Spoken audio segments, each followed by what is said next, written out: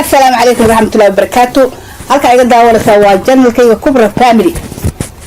inta aanan meeshan iga daawanaysa oo aanan ila kulmin fadlan subscribe-ka share-ka like-ga kumatiga iga hilmaamina waa ay muhiim. maanta waxaan rabaa inaan idin soo jeediyo meeshan ka sheego mowduuc yar oo ku saabsan ninka la yiraahdo Giridi waa maanta meeshan waxaan ka sheegi rabaa Giridi magaciisa waxaa la dhahaa Cabdullaahi Iidow Farow. Cabdullaahi Iidow Farow wuxuu ahaa wiil aan eedo u ahay oo muddo ilaa 16 sano camal ah gurigeyga joogay oo inala noolaa oo boolis ahaa baydhabo isla joognay odayga taliyaha saldhigga baydhabo wuxuu ahaan jiray staff u ahaan jiray wax badan markii Cabdullaahi Yuusuf xitaa laga bixiyay wadan uu baxay baydhabo markaan ka qaxnay waxaan isla tagnay ilaa yeed luuq adduunkaas isla tagnay 3 sano ayaan duurka ku meelahaas ku jirnay kadib markii aan ku soo noqonay baydhabo isku soo noqonay asaga naagu guursaday laakiin aniga weligay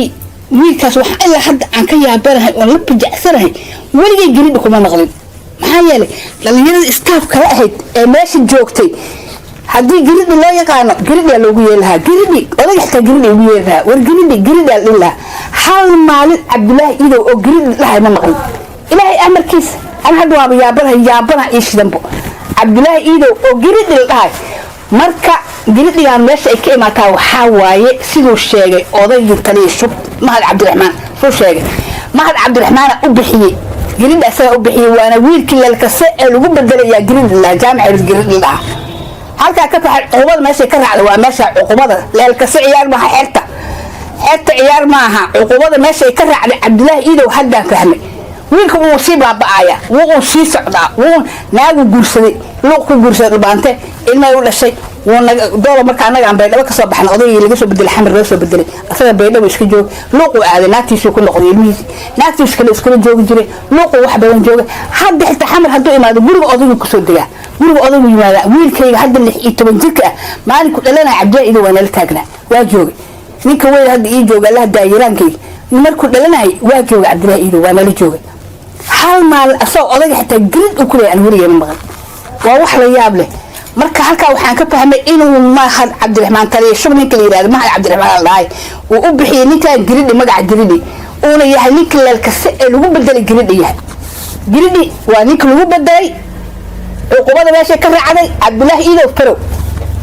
meesha cuqubada ka raacday meeshaas waa Giridi xataa wiilashi maday maxaa dhahay wiilashi staff ku tiraduna ilaa 13 wiil iyo aad la socon jiray weligay hal wiil oo Giridi dhahay xitaa ma maqlan waa waxaan ka yaabay waa marka aniga hal sal caalimi iyo raadinayo ka wada iyo wuxuu ku hareebo asaga bil waxaan dhamay dhac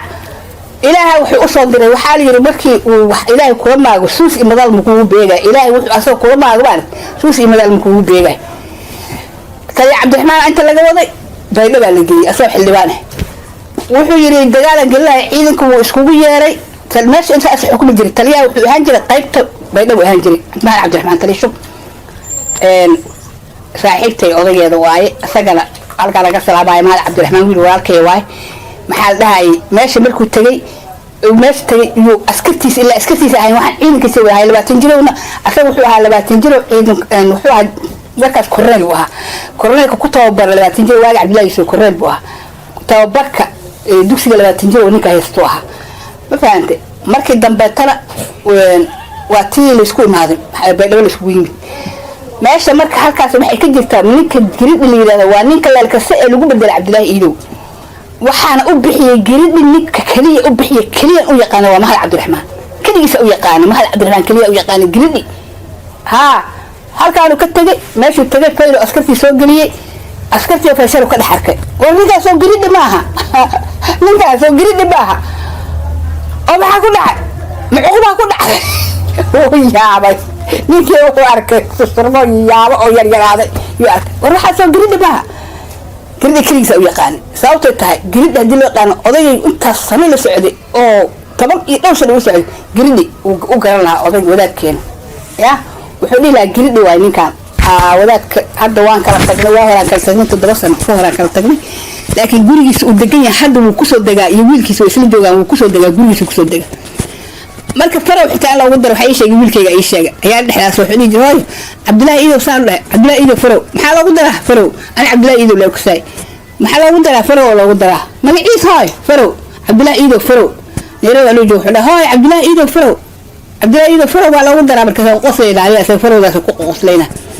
marka Cabdullaahi Iidow waxa way ninka kaliya u yaqaan waa Mahad Cabdiraxmaan farow ninka u yaqaan Giridi waa Mahad Cabdiraxmaan ana idin sheegay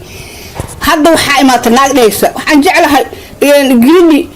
aan jeclahay Giridi aan maxal dhahay oo jaceelka aan ku qabo Giridiyo Giridi ma aqoonine ma ka saynine sa u jeclaatay arnaagahana ma xishoonayaan wax ma isku falaayaan كيف حكوا جعلته ما حكوا جعلته لأنك صارت وقت جعل كامها واحد كم هذه اللي صوشك عبد الله إيده ناو قبا إنه لا يحاس ولا يعرو لا ناو أصلا لما عليكتي أو لك أصلا صحتي أو دمس أصلا عنتي وعرو لشو لي أو لك أجوكته أو بانته يا ناو قبا عبد الله إيده ناو حكوا سر منا ناو لا عبد الله إيده جريد ناو ليه جريدي إنك أربع سنين ناو قبا يعرو ليه ما فهمت naagtiis waxay joogtaa luuq ganaane ay degantahay waxa yeelaysaa gabadha jaceelka soo bandhigatay candufta dib u laq asagana kulaha gabar haday jaceel Soomaaliga waago Cabdullaahi Iidow buu aqoon jiray hadda Soomaaliga bartay gabadha dhufaantii gursa Soomaaliga bartay ana waxay dhigi jiray inay waxa way eed waayno inay oo dhigi jiray waxay dhigi jiray inay eed waayno marka eed wiliis eed dhigi jiray هذا بركة تقول وصل قراعة يا هو إنه ويدا بحاول عبد الله إيده ناو قبا قبري هكسر من عبد الله إيده مننا قبا واحد جعلت أصلا رجال حتى صار مركو حاجات كوبي مركو حد الويري وصعب بحي لا عبد الله إيده جعل كان كل قبا وأقول إن هذا ولا النهاية إن هذا يقول إن هذا واحد ما يسن من الإسلام هذا قوانين إنه ضد يحي إنه ضد يحي إنه الموريان يحي إنه نفي أي حي إنه نفي ما تقانيد ما حد جعلته جعلك محولة ورشكو حشوده جعل كذا العناك منك ناقول له بناك عمر ناتيس عبد الله إيده ناق هيوسف أبدي ناق تدمبسك كوسو عنتي كوسو رباط كوسو قلت ما كل شيء هذا العان نقطة تاسل عن نقطة وكوانا يا ناق نكره إسكاقات رنتا كل شيء يا إلا من أته عن بعد نقطة وكلا كريه ناقة هي وكو كاسا halkaas waxa waaye waxaan ka baraayay ninka la yiraahdo Giridi